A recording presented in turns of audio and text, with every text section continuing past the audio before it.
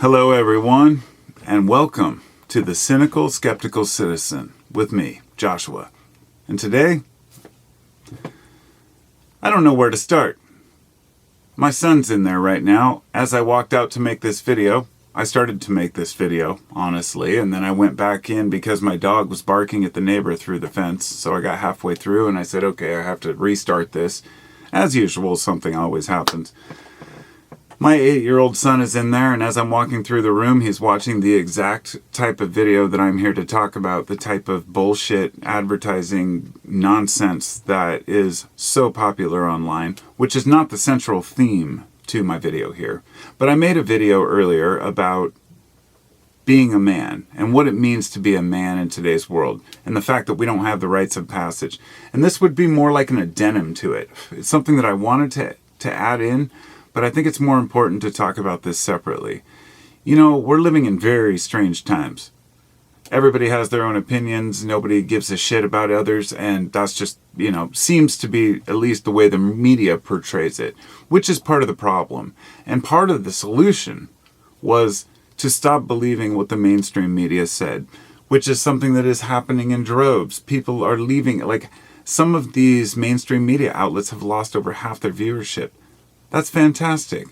Well, the advertisers, meanwhile, have to flock to places like YouTube in order to make their money.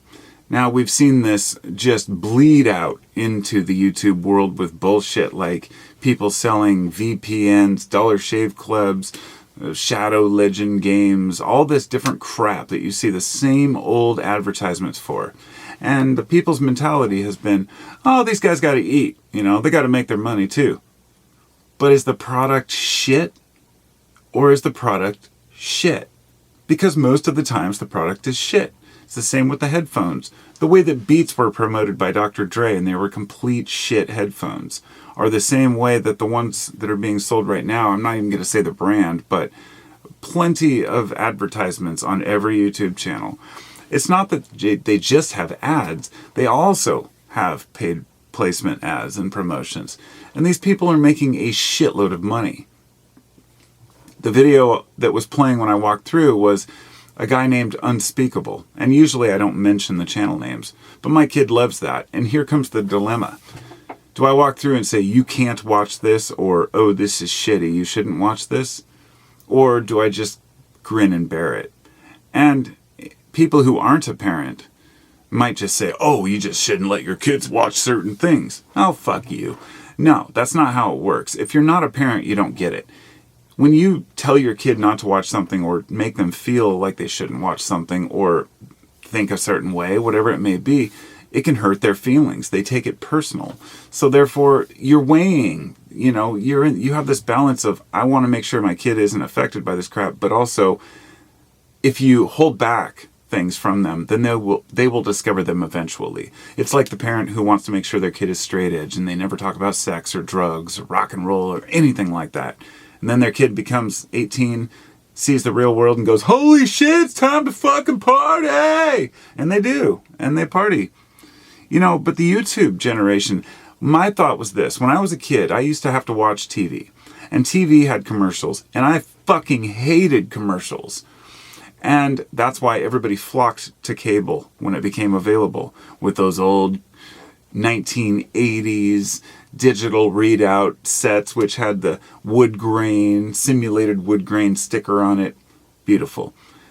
We were able to finally escape commercials. But then something else happened. Movies. Oh, remember the Reese's Pieces with E.T.? Oh, that became well-known. I mean, there's people drinking Coke, everything you can imagine. I hate even saying the brand names, but they are everywhere in movies. So the internet kind of changed the paradigm. It allowed every random person to upload something they thought was important. And the crowdfunding aspect, to get paid for it, it took some time to be able to have PayPal or something like that where even they want their hands on it, or Patreon or anyone else.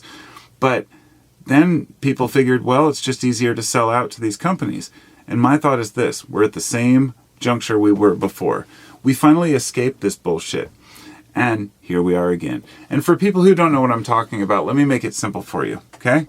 This is my diagram. You've got ads. these are ad companies, advertisers, corporations, whoever. They moved to YouTube. Okay? So YouTube found them, which are them as in the random YouTubers who have millions of views on their videos who can obviously make these companies money. Then they pay them dollar bills, y'all. And those dollar bills influence you. And you lose, this is a negative, see, negative dollar bills. And then you are sad. You see, this is you sad. And I don't know why you have little sunshines around you. Maybe it's a virus instead. But you become sad. And you become a product of the system. And yes, that's ridiculously dramatic and my very dry sarcasm. But the truth is, they use fads, they use memes, they use all this bullshit. But here's the one I was watching when I came out here. Unspeakable. This guy who can fill his swimming pool with slime or do whatever he wants. He's got millions of views on his videos. He's probably got millions of dollars. The guy's a moron. A complete moron. He had this video where him and his girlfriend go to a parking lot and he brings a back seat with like 2 or 3 grocery bags full of stuff to run over with their car. And mind you, they mention the name of the car. I'm not going to say it, but I'm not, it wouldn't be too far of a stretch to believe that they're probably even paid by the car company. Every aspect of these videos is curated and planned out, even though it looks rough and, filmed from their own viewpoint, as if it's just real people out there filming themselves and sharing it, which at one time it was. But now there's a curated bullshit version of that. And they were running over things like Tide Pods, running over things like glue pens, and my only thought is, well, these could either, not to be that guy, but A, these things could go to people who need them instead. B, all you're doing is just spilling the shit all over a driveway, and it's going to get run down into the streams and the rivers and pollute the environment further. And C, can't you be more imaginative than this? See, this is what the world's come to. And as I compared it to the shit I watched when I was a kid, G.I. Joe, guys going out shooting each other. What a dumb show. But at the end, there was always a moral. Smurfs, a bunch of little blue peeps. But at the end, there was always a moral. There was something to be learned, whether parents liked it or not, about being a good person. And generally, I think that those things sunk in our generation. And my question is this: where is that? Where is that responsibility with the creators who go out and fill their swimming pool with slime, or rather just show up at a house where somebody else does all the work and then they just show them their faces and make millions of dollars? Now, this isn't a matter of being bitter. Believe me, it's not about money. And that's the thing people misunderstand. When you talk about this shit, people think, oh, you're just jealous. This guy's a better YouTuber than you. Believe me, if I were to make a video saying, fuck Unspeakable, and actually talk about the guy, he won't be in the title, believe me. Any of these guys are completely, they have this fan base they are like complete groupies that believe these people can do no wrong. And it's sad. And I think about it that I don't know if I think I might have it right here on my phone so I can share it with you, because I took a screenshot of this thing. I think it was important. There was one about pride. Is this it? Nope. Well, maybe I don't have it, but anyway, I guess it doesn't matter. The point was that, damn it, I really wanted to find that. Anyhow, our heroes are down the tubes. The people that we used to view as heroes.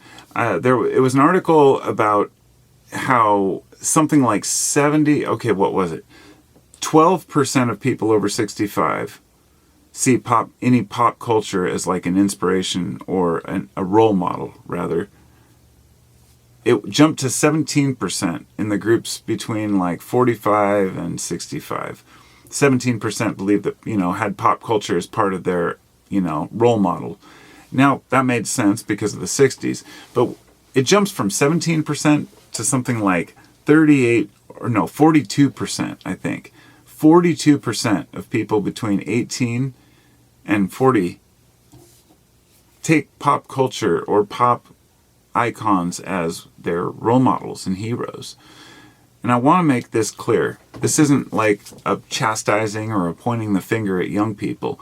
It's important if you're growing up in this world, or if you're an adult and you have kids that are growing up in this world, which a lot of us do, it's important to point out these things, to let them know that these people are full of shit, but also say it's okay to watch it. To not be like, okay, you shouldn't watch this guy because he's running over slime, it's fascinating, but the thing is, these guys are all the way through with ads, with sponsorships, and then plugging their merch constantly. Don't forget to hit like and subscribe. Go check out our merch page. Merch page. Fuck your merch, dude. All of them. Fuck your merch. If you want to promote it, you want to plug it in the end, that's fine. But it's like we're losing any sense of self-respect. I feel like that's what it is. It's frustrating. And who am I to say? I'm just a grumpy old man who thinks a guy like Joseph Campbell is a hero.